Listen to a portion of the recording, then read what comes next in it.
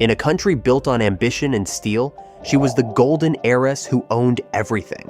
Yang Huiyan, once worth nearly $29 billion, celebrated as Asia's youngest female billionaire, was the silent symbol of China's rise. Her company, Country Garden Holdings, built cities from farmland, housing millions and defining an era of prosperity. But in 2023, when China's real estate bubble began to burst, she disappeared. No interviews, no statements, no photos. The woman who once represented confidence, power, and modern success simply vanished from the public eye. For years, she stood as the perfect face of China's new wealth, refined, educated in the US, and untouched by scandal. Yet behind the spotless image was a fragile empire built on debt and political favor. When that system collapsed, her silence became deafening. Was it fear? Was it pressure from above? Or was it the calculated retreat of someone who saw the storm coming? Tonight, we follow the story of Yang Huiyan, the heiress who inherited billions and vanished without a trace. From the glittering towers she once ruled to the deserted offices that now bear her name, this is the story of how China's richest woman became its quietest mystery. And the haunting question remains: where is the $2 billion heiress, and why does no one dare to ask? To understand the mystery of Yang Huiyan, you have to go back to the beginning, to Foshan, Guangdong. In the early 1990s, when China was still learning what capitalism meant, her father, Yang Guoqiang, was a poor construction worker who clawed his way up by sheer grit. He built Country Garden from scratch in 1992, starting with small housing projects for factory workers and slowly transforming farmland into cities. By the mid-2000s, China's economy was exploding, and Country Garden became the symbol of that new wealth. Towering apartment complexes, manicured suburbs, and sales offices filled with glossy promises of a better life. In 2007, as the company prepared for its Hong Kong IPO, Yang Guoqiang did something few Chinese tycoons would ever dare. He transferred 70% of his shares, worth billions, to his 26-year-old daughter. Overnight, Yang Huiyan became one of the richest women on Earth. Educated at Ohio State University, fluent in English, polite but private, she was the perfect face for China's global image: modern, Western-educated, and female. The Chinese media called her the quiet genius of real estate, a living example of the new dynasty of wealth Beijing wanted the world to see. But beneath the glamour, Country Garden's success depended on an engine few dared to question: leverage. The company borrowed heavily to buy land, using down payments from homebuyers to fund the next round of projects, a cycle that worked only as long as property prices kept rising. For years, they did. Yang's wealth soared to $29 billion, and Country Garden became China's largest developer by sales. Still, insiders whispered that Yang Huiyan wasn't truly in charge. Her father remained the decision-maker, and most executives were loyal to him, not to her. She was the symbol, the polished daughter, educated abroad, who could charm foreign investors while Beijing tightened control at home. Even so, she worked quietly, managing overseas projects and refining the company's global image.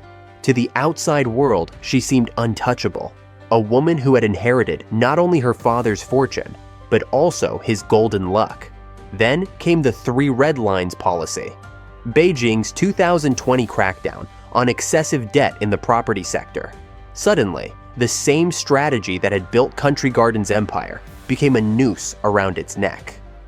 Cash dried up, land sales plunged, and the entire Chinese real estate model began to crack.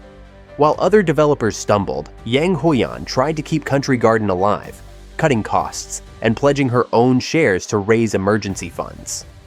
But as the crisis deepened, so did the pressure. Analysts began to wonder whether she had ever been free to lead, or if she was simply the face of a system that used her image to disguise its fragility. For a decade, China had presented her as proof that women could rise to the top of billion-dollar empires. Yet, behind that narrative was something colder. A daughter chosen not for power, but for symbolism. By the time the warning signs appeared, it was already too late. The company's balance sheet was bleeding, foreign investors were fleeing, and ordinary citizens who had bought Country Garden homes were demanding answers. The dynasty that once built dreams was now buried under its own concrete. And standing at the center, silent, distant, and invisible, was Yang Huiyan, the heiress who had everything except control. By the start of 2021, cracks in China's property empire had become impossible to hide. When Evergrande, once the country's second-largest developer, defaulted on more than $300 billion in liabilities, panic spread through the entire industry. Investors, creditors, and homebuyers all turned their eyes toward the one company that seemed too stable to fall: Country Garden. On paper, it was the crown jewel. Over 3,000 projects across China, millions of apartments sold, and a reputation for reliability that had made it the pride of provincial governments. But beneath that image was a mountain of debt. The company owed more than $200 billion, and every week brought a new wave of unpaid contractors, stalled construction, and canceled pre-sales. Inside Country Garden's sleek headquarters in Foshan, the tone had shifted from optimism to quiet desperation. Executives whispered about cash flow freezes, and regional offices were told to halt land purchases. Meanwhile, Yang Huiyan, who once smiled from magazine covers, stopped appearing in public altogether. Analysts tracking her movements noticed something strange. She hadn't attended investor calls in months. No speeches, no interviews, no presence at the company's annual meeting. Her absence was as loud as the crisis itself.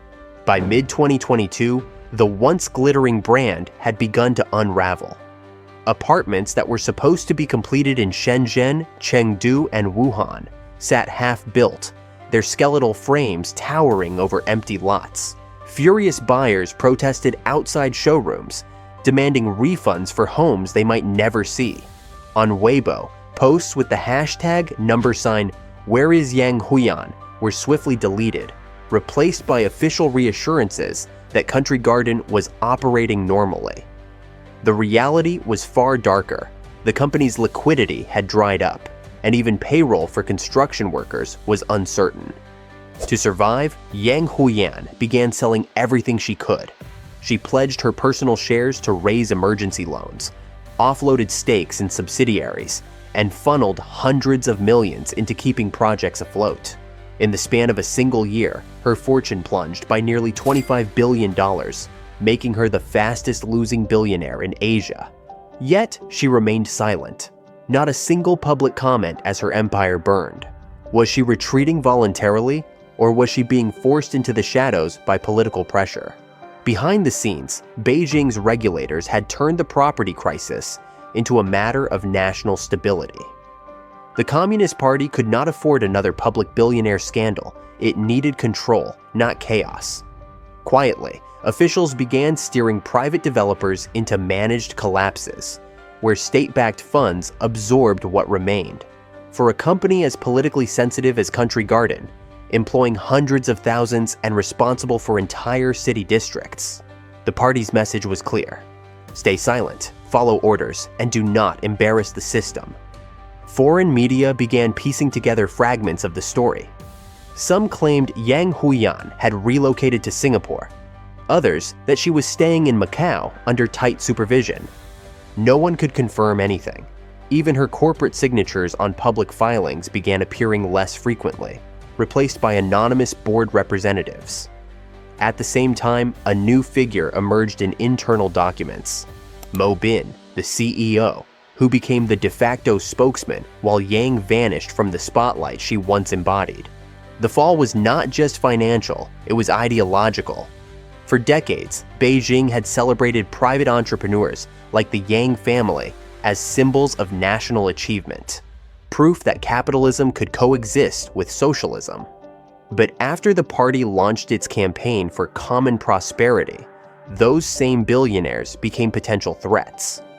The wealth gap had become politically dangerous, and Yang Huiyan, with her foreign education and Western Polish, represented precisely the image the government no longer wanted to promote. By late 2023, when Country Garden missed 2 US dollar bond payments worth $22.5 million, the company's downfall was complete. Its stock collapsed by more than 90%, and the once prestigious developer teetered on the edge of default. State newspapers covered the story cautiously, avoiding her name. Meanwhile, international outlets began calling it China's Lehman moment. But the difference was that in the West, failure brings explanation. In China, it brings silence. And at the center of that silence stood a woman who had once been the nation's proudest success story. As the empire crumbled, her voice, the one the world most wanted to hear, never came. By the summer of 2023, the question wasn't whether Country Garden could survive. It was whether Yang Huiyan still existed in the public world at all. On August 1st, the company quietly missed 2 offshore bond payments, totaling $22.5 million. That moment sent shockwaves through financial markets, and analysts rushed to find statements from the heiress who had once been the shining face of China's real estate empire. But there were none. Her name vanished from corporate filings, from news articles, even from the company's official WeChat updates. In a country where silence often means something worse than failure, that absence was deafening. For the first time in 16 years, Yang did not attend the annual shareholder meeting. Reporters were told she was unavailable due to health reasons, but no further details were given. In leaked internal memos, executives referred to temporary leadership restructuring. Behind closed doors, the government's state-owned Assets Supervision and Administration Commission, SASAC, began monitoring Country Garden's operations, ensuring that construction on unfinished projects would continue, not for investors, but for social stability. That's when whispers started circulating. Yang Huiyan had either fled China, been detained for questioning, or entered a kind of involuntary exile, ordered to step aside while the state cleaned up the ruins of her empire. It wasn't unprecedented. In recent years, other high-profile figures, Jack Ma, Bao Fan, Xiao Jianhua, had also disappeared for months or years after falling out of favor with Beijing. In every case, they returned different. Quieter, diminished, obedient. But Yang Huiyan's case felt different because she was never a dissident, never outspoken, never even controversial. She had built her reputation on silence, and now that silence had swallowed her whole. Western media began to chase leads. Some sources in Hong Kong's financial sector claimed she was living under low-profile protection in Macau, managing what remained of her wealth through offshore trusts. Others insisted she was in Singapore, attending discreet family meetings to transfer her assets abroad. Yet every photo, every sighting, turned out to be fake, recycled, or unverifiable. Chinese state media remained completely mute. Even her name stopped appearing in keyword searches on major news portals. Online, when users asked, "Where is Yang Huiyan?" their posts were swiftly deleted, not censored randomly, but systematically. Meanwhile, Country Garden's crisis deepened. By October 2023, the company warned it could default on $11 billion of offshore debt. The government sent inspection teams to assess local projects, and its credit rating was slashed to junk. Still, Yang remained missing, physically and symbolically. Inside financial circles, she was referred to in past tense. A billionaire who had once been everywhere had now become no one. One insider who had worked in Country Garden's public relations department described the shift as a controlled disappearance. In his words, she was told to stay out of view. No public appearances, no interviews, no foreign contact. The party didn't want another Jack Ma situation. Another former executive revealed that Yang had long resisted political interference in her family's business.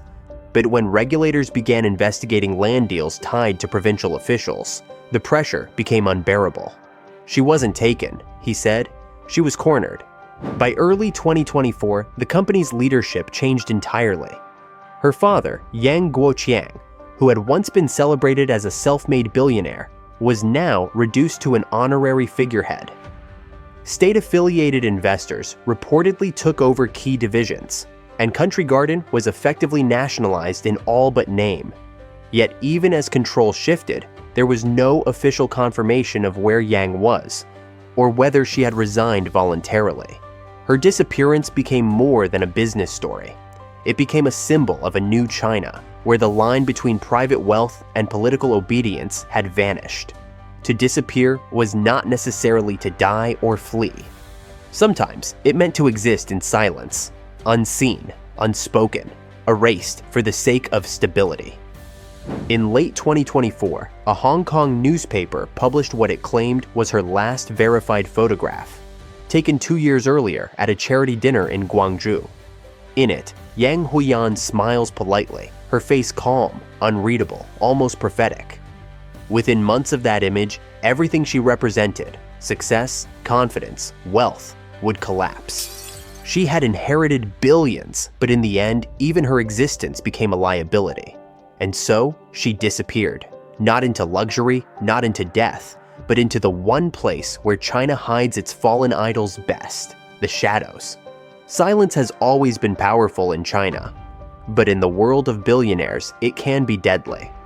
After Yang Huiyan's disappearance, what remained wasn't her voice, but the silence surrounding her. Every trace of her life became a riddle: a vacant office on the 30th floor of Country Garden's headquarters, an untouched desk in Foshan, a private jet that hadn't filed a flight plan in months. Her name lingered on company reports, but in smaller and smaller print, as if she were being quietly erased. The state had no reason to confirm anything, and that was precisely the point. Inside China's elite circles, silence is not an accident, it is a policy. When the government decides a company is too risky, it doesn't destroy it outright. It simply removes the face that represents instability. The executives stay, the projects continue, but the person, the symbol, disappears. For Yang, her fall wasn't a punishment, it was a containment. Her image, once used to promote China's rise, was now seen as a liability during its correction. Some insiders say she struck a quiet deal. In exchange for cooperation and the surrender of control, she would be allowed to live out of sight, possibly abroad, possibly under supervision. Others claim she refused to sign over her offshore holdings and was consequently invited to assist in investigations. Both versions share one truth: she was no longer free to speak. In a country that controls its billionaires as tightly as it controls its banks, disappearance is simply a different kind of management. What makes Yang Huiyan's silence more haunting is the gendered irony behind it. For years, China's media had celebrated her as the perfect success story. The obedient daughter who carried her father's dream into a new era, the modern woman who could outshine Western peers without ever defying authority. But the same system that elevated her also ensured she would never be allowed to fail publicly. Her silence was not protection. It was preservation of the narrative. In China's patriarchal hierarchy, even the richest woman could be reduced to a tool of stability. Behind closed doors, Country Garden's restructuring was described as an orderly transfer of assets. State-backed funds absorbed the profitable divisions, while local governments took over stalled housing projects. The public was told the company was being revitalized. But inside financial networks, people knew what it meant: nationalization by stealth. The Yang family's empire, once worth hundreds of billions of yuan, had been swallowed whole by the machine it once served. And with it, Yang Huiyan's legacy, the idea of private success in a state-dominated economy, was quietly buried. By mid-2025, her name no longer appeared among China's wealth rankings. Her properties in Hong Kong, Shenzhen, and Macau were transferred to shell companies, many linked to government holding firms. A few journalists tried to trace her whereabouts, but every inquiry ended the same way, with silence or no comment. One veteran Hong Kong reporter put it bluntly: "In China, the moment you stop existing publicly, you stop existing at all." Her disappearance revealed something much larger than a financial crisis. It exposed the illusion of power in modern China, where billionaires seem invincible until the state decides otherwise. The story of Yang Huiyan isn't just about one woman's fall. It's about a system that rewards obedience until silence becomes the only acceptable sound. And in that silence, one truth remains unspoken. In China, wealth can build empires, but it cannot protect you from the people who own the future. By late 2025, the story of Country Garden had all but vanished from the front pages of China's controlled media. The skyscrapers it built still stood, but many remained half-empty. Ghost monuments to a golden era that ended in silence. Ordinary families who had invested their life savings into unfinished apartments continued to fight for refunds. Contractors never paid, offices abandoned, and investors wiped out. And yet, one question lingered, not just about the company, but about the woman behind it. Where is Yang Huiyan? Her fortune, once an unfathomable $29 billion, had shrunk to less than $1 billion, according to offshore financial records. Some claimed she had quietly relocated to Vancouver, where she lived under a different name. Others whispered that she was still in mainland China, under close watch, living in quiet exile near Zhuhai, close to the Macau border. None of it could be confirmed. What could be confirmed was this: her name had been scrubbed from Country Garden's leadership, her presence erased from China's digital landscape, and her image replaced by faceless bureaucrats now tasked with rebuilding public trust. In a nation obsessed with control, erasure is not disappearance, it's transformation. Yang's story became a cautionary tale whispered among China's elite. Don't grow too fast, don't stand too tall, and above all, don't forget who really owns your success. Beijing had long tolerated billionaires, but only as instruments of the state's economic narrative. When their personal empires began threatening that balance, they were pulled back, some with handcuffs, others with silence. To the outside world, the fall of Country Garden was another chapter in China's economic slowdown. But within China, it was far more symbolic. The poster girl of prosperity had become the quiet proof that the era of private dynasties was over. Power had shifted from entrepreneurs to enforcers, from families to the party. What once looked like wealth was now a form of permission, granted only for as long as it served political stability. Even those who sympathized with her knew that Yang's story was not purely one of victimhood. She had benefited from a system that thrived on speculation and political favoritism, and she had inherited an empire built on other people's dreams.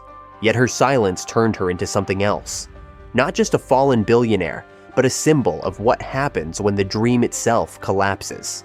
The tragedy of Yang Huiyan is not simply that she lost her fortune, it's that she lost her place in a story she once defined. For years, she embodied the promise that China could produce its own self-made dynasties, led by women educated abroad and trusted by both Wall Street and Beijing. But in the end, that image was an illusion, a performance that vanished when the spotlight turned off. And now, as China's property sector lies in ruins, her name lingers like a ghost. A reminder that in the new China, the powerful don't fall with noise. They fade in silence. Maybe Yang Huiyan never truly disappeared. Maybe she's still out there, living quietly, watching the empire her family built turn into something unrecognizable. Or maybe the silence itself is the answer.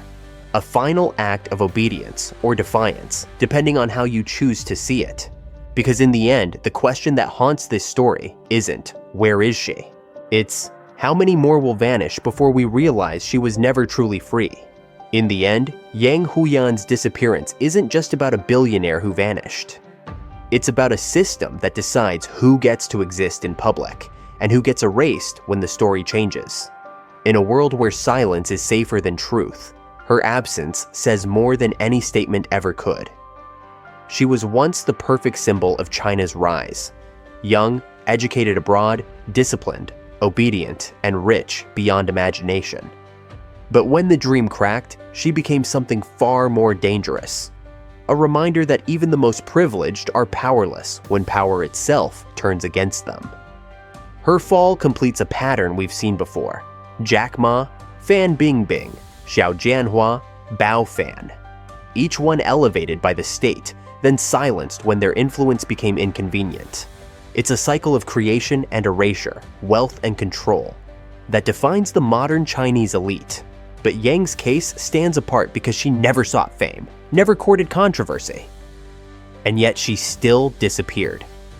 That silence tells you everything about the moment China is living through.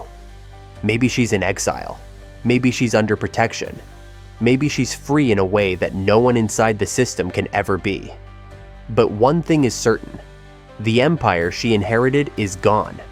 And so is the illusion that wealth could ever buy safety. This is Criminal Tracks, where money, power, and silence collide. Because in China's richest stories, it's not the downfall that shocks you. It's how quietly it happens.